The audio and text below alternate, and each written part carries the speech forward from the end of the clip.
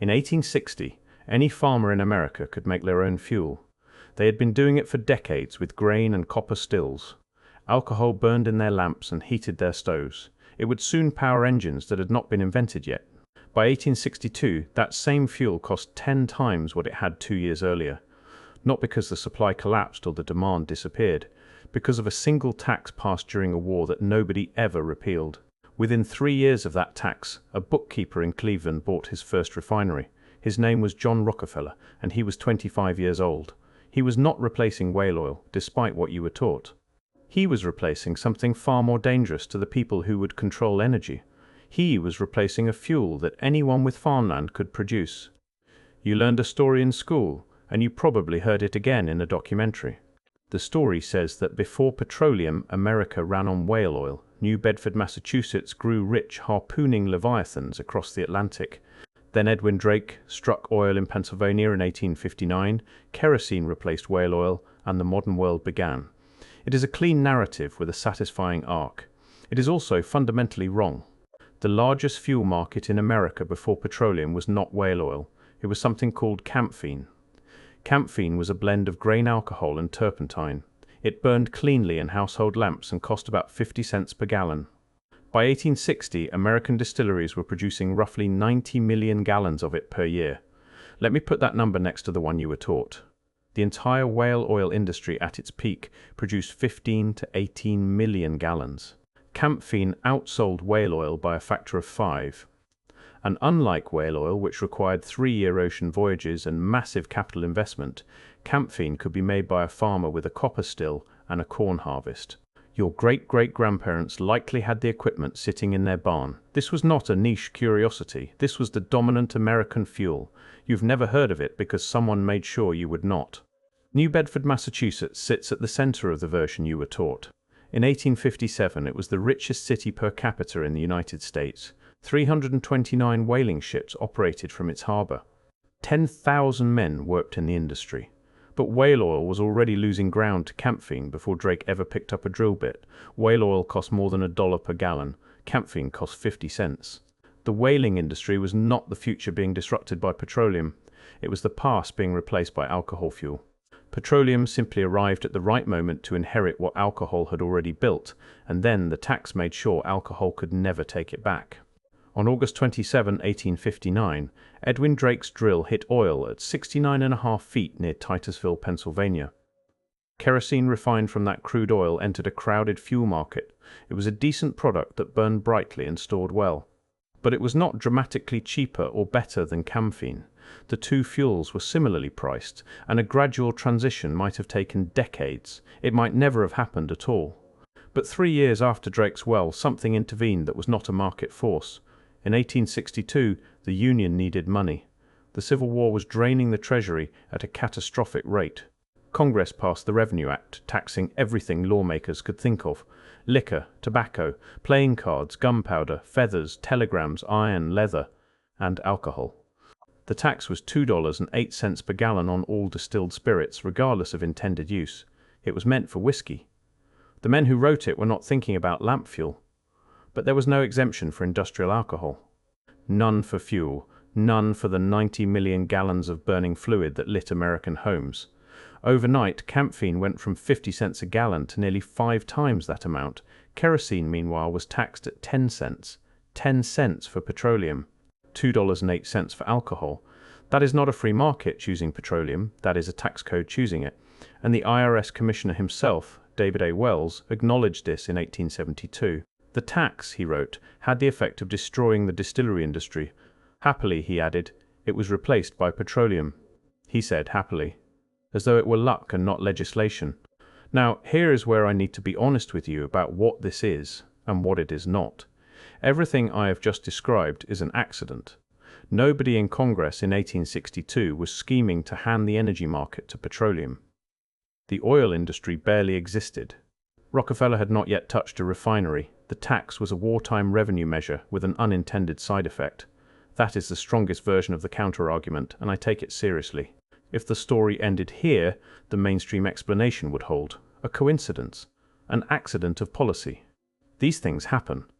I spent 2 full days sitting with the Revenue Act debates and the congressional record. I was searching for intent and found none. There was no petroleum lobby in 1862. There was no conspiracy. The tax was collateral damage from a war that killed 600,000 people. Nobody was thinking about lamp fuel. And for a while, that answer was enough. What was not enough was what happened next. The tax stayed, not just during the war, not just during Reconstruction, for 44 years. The Civil War ended in 1865. The income tax from that same Revenue Act was repealed in 1872, but the alcohol tax remained, quietly suffocating every fuel competitor to petroleum across 4 consecutive decades. And during those 4 decades, the petroleum industry consolidated in ways that made competition structurally impossible. In early 1872, John D. Rockefeller bought or bankrupted 22 of 26 competing refineries in Cleveland in just 6 weeks. The newspapers called it the Cleveland Massacre. By 1880, Standard Oil controlled 90% of all oil refining in the United States. By 1882, the Standard Oil Trust held 40 companies under a single board of 9 trustees. This was not just a large corporation. This was an economic structure operating across state lines with more leverage than most governments. You could not buy kerosene in America without routing money through Rockefeller's system. The journalist Ida Tarbell, whose own father had been ruined by Standard Oil's tactics, spent years documenting the railroad rebates and the predatory pricing.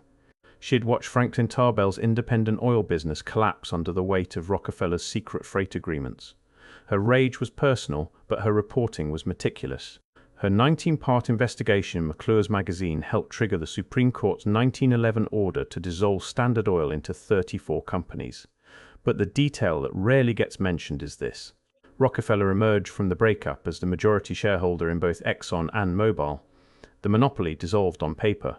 The wealth did not. In 1906, Theodore Roosevelt signed the Free Alcohol Act. For the first time in 44 years, industrial alcohol was untaxed in America. Ethanol could finally compete on price with gasoline. And for a brief, flickering moment, it did. Henry Ford publicly championed alcohol fuel throughout this period. In 1906, Ford experimented with running ordinary Ford cars on 160 proof alcohol. He reported results nearly equal to gasoline in power output. He told the New York Times in 1925 that ethanol was the fuel of the future. The fuel, he said, is going to come from fruit, from weeds, from sawdust, from almost anything. There is fuel in every bit of vegetable matter that can be fermented, he said. Ford was not making an abstract prediction.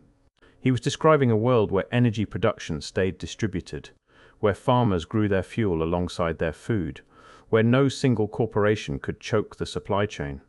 The petroleum industry understood exactly what that vision threatened. Then came Prohibition. In 1920, the 18th Amendment banned the production, sale, and transport of alcohol. Whatever its moral intentions, its economic effect on fuel was absolute. For 13 years, ethanol production was functionally eliminated from American life. Gasoline had no competitor during the most critical period of automobile adoption in history. Gas stations spread across the country while Prohibition held. Cars were tuned exclusively for gasoline. Infrastructure hardened around a single fuel source. By the time Prohibition ended in 1933, petroleum was so deeply embedded that ethanol could not begin to catch up. But the petroleum industry was not leaving anything to chance. After Prohibition ended, the American Petroleum Institute launched a sustained campaign against ethanol blending. API lobbyists told Congress that ethanol incentives would harm both the oil and automobile industries. They argued it would reduce state tax revenue and create, in their words, a bootlegger atmosphere around fueling stations. Between 1933 and 1939, the oil industry helped block as many as 40 state and federal bills supporting alcohol fuel programs. An ethanol-gasoline blend called Agrol was actually sold at 2,000 stations across the Midwest.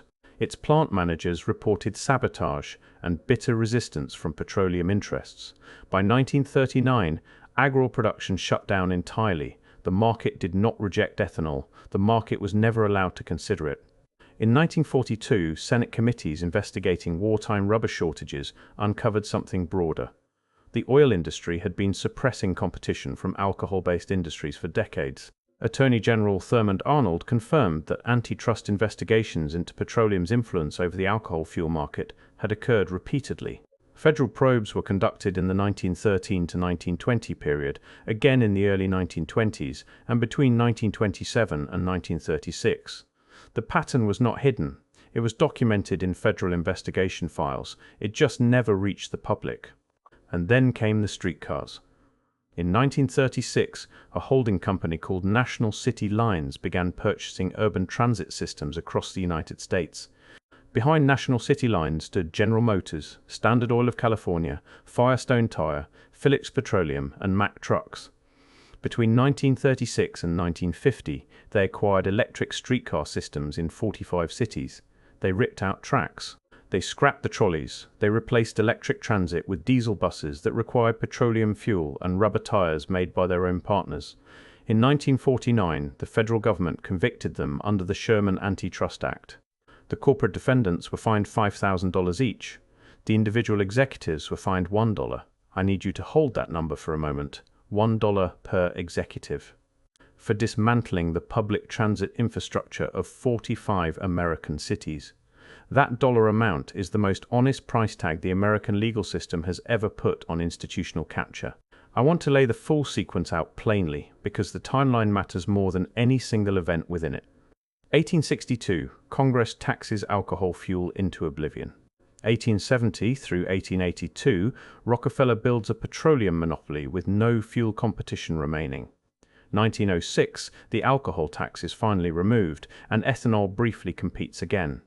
1920, Prohibition eliminates alcohol production for 13 years during peak automobile adoption. 1933, Prohibition ends, and the petroleum industry immediately lobbies against every ethanol bill. 1936 through 1950, oil-backed corporations buy and scrap electric streetcar systems in 45 cities. 1949, those corporations are convicted and fined $1 per executive. Each event has its own explanation. The 1862 tax funded a war. Rockefeller was just efficient. Prohibition was a moral crusade. The streetcar systems were already in decline. Every explanation, taken individually, sounds reasonable. But when you arrange them across 90 years, a single conclusion forms. Every decentralized alternative to petroleum was removed, not simultaneously, not by a single architect, but removed one at a time until only petroleum remained. Meanwhile, across the Atlantic, a different reality existed. Germany never imposed a punitive tax on fuel alcohol the way America did. By 1902, the German market supported 95,000 alcohol-fueled stoves and 37,000 spirit lamps. France required gasoline importers to buy domestic alcohol fuel at a minimum of 10% of their imports. By 1938, over half of Germany's fuel came from non-petroleum sources. What if the 1862 Revenue Act had included one sentence exempting industrial alcohol from the tax? What if Congress had simply done what European governments did and treated fuel alcohol and drinking alcohol as different substances? The technology was already built, the distilleries were already running, the infrastructure existed in thousands of communities across America. All that was missing was a line in a tax bill that nobody in Washington thought to write. One sentence. That is the distance between the energy system you have and the one you might have had. You drive past gas stations every day without considering why they exist. You fill your tank with a substance pulled from beneath the earth, refined in centralized facilities distributed through pipelines controlled by a handful of corporations. You do this because every other option was removed before you were born. The tax that started it was not aimed at you. The monopoly that cemented it was dissolved on paper over a century ago. The prohibition that sealed it ended before your grandparents reached adulthood. But the infrastructure those decisions created is the infrastructure you still depend on. The roads were paved for gasoline cars. The cities were redesigned after the streetcars were torn out. The fuel economy you inherited was not selected by consumers in a free market. It was shaped by a sequence of institutional decisions, each one defensible in isolation, that collectively eliminated every alternative. Edwin Drake, the man who started all of this, never profited from the world he made possible. He failed to patent his drilling method. He lost his savings in oil speculation by 1863.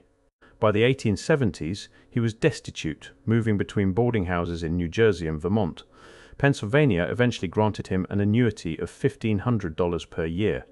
When he died in 1880, his family could not afford a proper monument. 21 years later, in 1901, An executive from Standard Oil paid for one, a bronze statue by sculptor Charles Henry Niehaus, and a stone memorial at Woodlawn Cemetery in Titusville. The man who opened the door to the petroleum age could not pay for his own gravestone. The corporation that walked through that door built one for him. The fuel you will buy this week exists because of a wartime tax that outlived its war, a monopoly that outlived its own dissolution, a prohibition that outlived its stated moral purpose, and a transit system that was purchased specifically so it could be destroyed. No single villain, no master plan, just a century of decisions, each one small enough to seem reasonable, all of them together large enough to reshape how a nation powers itself. And the fuel that any American farmer could have brewed in their own barn has not competed freely in this country since 1862. That is not a theory, it is a calendar. And the calendar does not require your belief to be true. It only asks you to consider who benefits when a nation forgets it ever had a choice.